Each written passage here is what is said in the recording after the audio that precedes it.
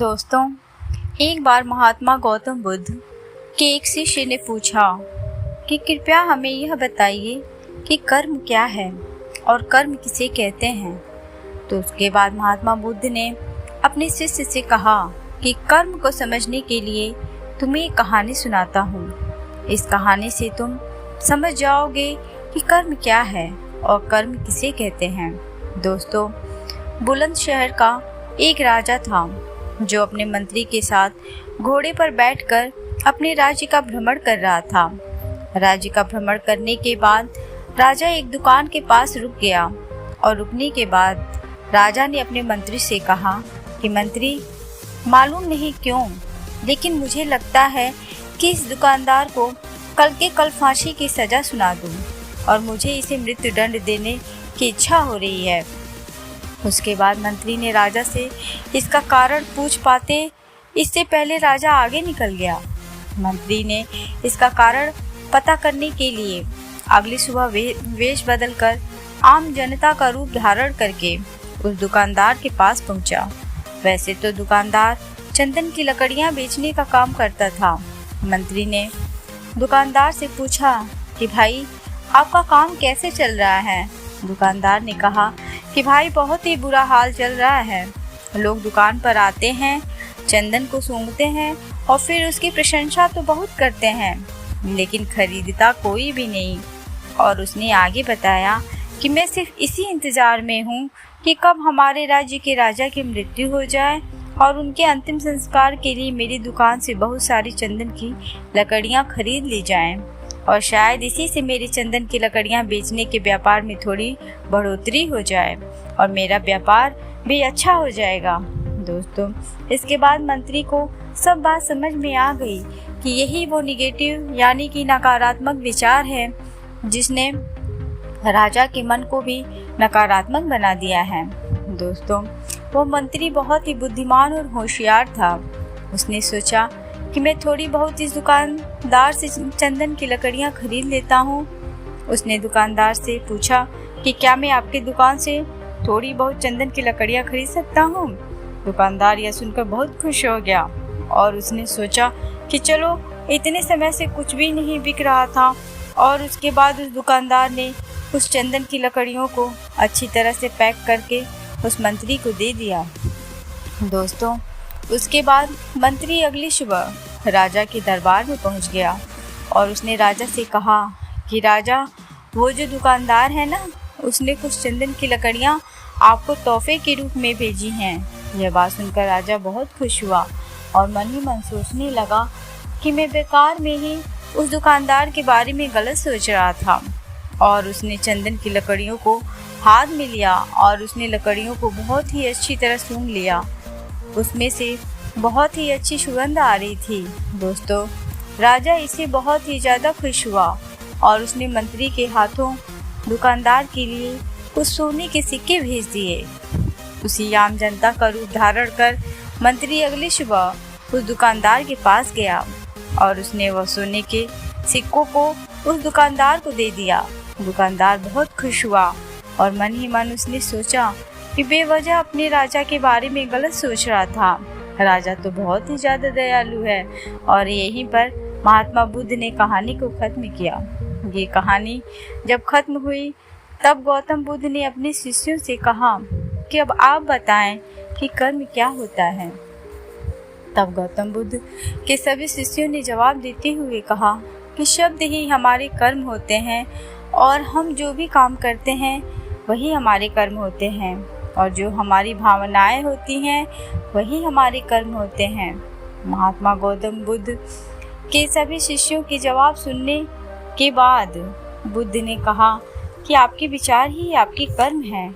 अगर आपने खुद के विचारों पर नियंत्रण पाना सीख लिया तब आप एक महान इंसान बन जाते हैं। जब आप अच्छा सोचते हैं तब आपके साथ अच्छा ही होता है और वो होता ही रहेगा। दोस्तों, इसीलिए मैं भी कहना चाहूँगी कि अगर आप अच्छा सोचोगे तो दूसरे लोग भी अपने आप आपके बारे में अच्छा सोचने लग जाएंगे। दोस्तों, अगर आपको ये कहानी पसंद आई हो तो नीचे कमेंट बॉक्स में कमेंट करके हमें ज़रूर बताएं तथा मेरे इस चैनल सिविक स्पिरिचुअल ज्ञान को लाइक, सब्सक्राइब एंड शेयर ज़रूर करें। Thanks for watching.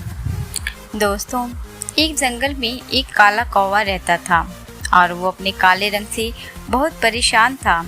इसीलिए वो काला कौवा एक महात्मा जी के पास चला जाता है और उनसे कहता है कि महात्मा जी, मैंने सुना है कि आप किसी का भी रूप परिवर्तित कर सकते हैं। महात्मा जी, मैं अपने इस काले रंग से बहुत परेशान हूँ और मुझे अपना ये रूप बदलना है। इसलिए मैं आपसे यह चाहता हूँ कि आप मेरे इस काले रूप को बदल दीजिए। उस काले कौवे की बात सुनने के बाद महात्मा जी उससे कहते हैं कि आखिर तुम्हें दिक्कत क्या है। फिर वो काला कौवा अपने दुख को बताते हुए महात्मा जी से कहता है, महात्मा जी, मैं काले रंग का हूँ और इसलिए मुझे काले रंग से घिन आने लगी है, क्योंकि लोग मुझे देखते ही उड़ा देते हैं और अपने नज़रों के सामने रखना पसंद नहीं करते। कभी आपने देखा है कि किसी इंसान ने मुझे लाड प्यार से अपने घर में रखा हो? इसलिए मुझे बदलना है। फिर महात्मा जी उससे कहते हैं कि ठीक है, मैं तुम्हारे इस काले रूप को नए रूप में परिवर्तित कर देता हूँ, लेकिन उससे पहले तुम मुझे यह बताओ कि तुम किसकी तरह बनना चाहते हो। कौवे ने कहा कि मुझे हंस बनना है। फिर महात्मा जी ने कहा, इतनी सी बात, अभी बना देता हूँ, लेकिन हंस जैसा बनने से पहले मैं यह चाहता हूँ तुम हंस से एक बार मिलकर के आओ और उससे तुम पूछ लो कि क्या वो खुश है। कौवे ने कहा कि बात तो सही है, और वो कौवा उड़ते हुए उस हंस के पास चला गया और उससे कहा कि मेरी मित्र हंस, मैंने यह सुना है कि आप बहुत खुश हैं क्योंकि आपका रंग सफ़ेद है। फिर उस हंस ने कौवे से कहा कि तुम्हें यह बेवकूफ़ी भरी बात किसने कह दी कि मैं सफ़ेद रंग के कारण खुश हूँ। मैं अपने सफ़ेद रंग के कारण बिल्कुल भी खुश नहीं हूँ और यह सफ़ेद रंग ही मेरे दुख का कारण है। हंस की यह बात सुनने के बाद कौवे ने हंस से कहा कि भला सफ़ेद रंग से किसी को क्या दिक्कत हो सकती है, क्योंकि सफ़ेद रंग तो कितना प्यारा है और मुझे सफ़ेद रंग तो बहुत पसंद है। फिर वह हंस उस कौवे से कहता है कि तुमने देखा है, जब कोई व्यक्ति मरता है तो उसकी अर्थी उठाई जाती है और उसकी अर्थी पर सफ़ेद कलर की चादर ढकी जाती है। ये कोई रंग है सफ़ेद, इसलिए मैं इस सफ़ेद रंग से बहुत परेशान हूँ।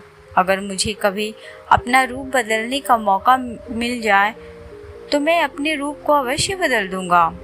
फिर उस कौवे ने उस हंस से कहा कि अरे वाह, आप भी अपना रूप बदलना चाहते हैं, तो आप मेरे साथ चलिए एक महात्मा जी के पास जो किसी के भी रूप को परिवर्तित कर सकते हैं। लेकिन वैसे आप बनना क्या चाहते हैं?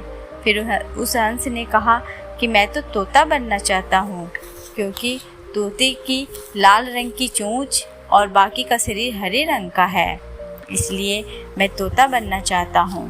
फिर वो दोनों उड़कर के उन महात्मा जी के पास चले गए और उनसे कहा कि हम दोनों को तोते जैसा बना दीजिए। महात्मा जी ने उन दोनों से कहा कि तोते जैसा बनने से पहले एक बार तोते से मिलकर आओ और उनसे पूछो कि क्या वो हरे और लाल रंग की वजह से खुश है। फिर वे दोनों उड़कर तोते के पास चले गए। पहले तो वह तोता उनको मिला नहीं, क्योंकि उस जगह पर बहुत ज़्यादा हरियाली थी और उसमें हरे रंग का तोता ढूंढना उनके लिए बहुत मुश्किल हो गया था।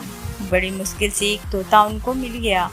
फिर दोनों उस तोते की बहुत तारीफ़ करने लगे कि तुम बहुत अच्छे हो, क्योंकि तुम्हारे पास तो 2 रंग हैं, इसलिए तुम तो बहुत खुश रहते होगे और बहुत लोग तुम्हारी प्रशंसा भी करते हैं। उन दोनों की यह सब बातें सुनने के बाद तोते ने उन दोनों से कहा कि मैं खुश रहता हूँ और यह हरा रंग यह कोई खुश रहने की बात है, क्योंकि इतनी हरियाली में बड़ी मुश्किल से मिल पाया हूँ, इसलिए यह हरा रंग देखो मुझे कितनी दिक्कत देता है और मैं कोई खुश विश नहीं रहता हूँ, क्योंकि मेरी इस रूप के कारण ही लोग मुझे पकड़कर अपने घर में ले जाते हैं और पिंजरों में बंद कर देते हैं और फिर मुझसे बहुत सारी बातें बुलवाते हैं। मैं तो बहुत परेशान हो गया हूँ, क्योंकि मेरे इस रूप के कारण लोगों ने तो मुझे मनोरंजन का साधन बना लिया है। अगर मुझे कभी मौका मिले तो मैं अपना रूप बदल लूँगा। तोते के मुँह से यह सब दुख भरी बातें सुनकर कौवा और हंस दोनों एक दूसरे को देखने लगे और दोनों ने तोते से कहा कि हम दोनों तुम्हारे इस रूप को बदलने में तुम्हारी सहायता कर सकते हैं, क्योंकि एक महात्मा जी हैं जो किसी का भी रूप परिवर्तित कर सकते हैं। फिर तीनों उड़कर महात्मा जी के पास चले गए। उन तीनों ने महात्मा जी से कहा कि हमें मोर जैसा बना दीजिए। फिर महात्मा जी ने उन तीनों से कहा, ठीक है, मैं तुम तीनों को मोर जैसा बना सकता हूँ, लेकिन उससे पहले तुम तीनों एक मोर के पास जाकर मिल लो, उससे पूछ तो लो कि क्या वो खुश है। फिर तीनों उड़कर मोर के पास चले और उनसे पूछा कि तुम तो बड़े खुश हो, लगता है कि तुमसे ज़्यादा खुश पक्षी इस दुनिया में कोई और नहीं हो सकता, क्योंकि तुम्हारा कितना सुंदर रूप है और तुम क्या नृत्य करते हो। यह सब बातें सुनने के बाद मोर उन तीनों से कहा कि यही तो सबसे बड़ी परेशानी है कि मैं सुंदर हूँ। तुम्हें एक आवाज़ सुनाई दे रही है? तीनों ने कहा कि हाँ हाँ, सुनाई दे रही है। ऐसा लग रहा है कि कोई इंसान हमारे पास आ रहा है। फिर मोर ने कहा कि बस खतरा है, उड़ जाओ। और वो तीनों वहाँ से उड़ गए और वो मोर वहीं पर रह गया।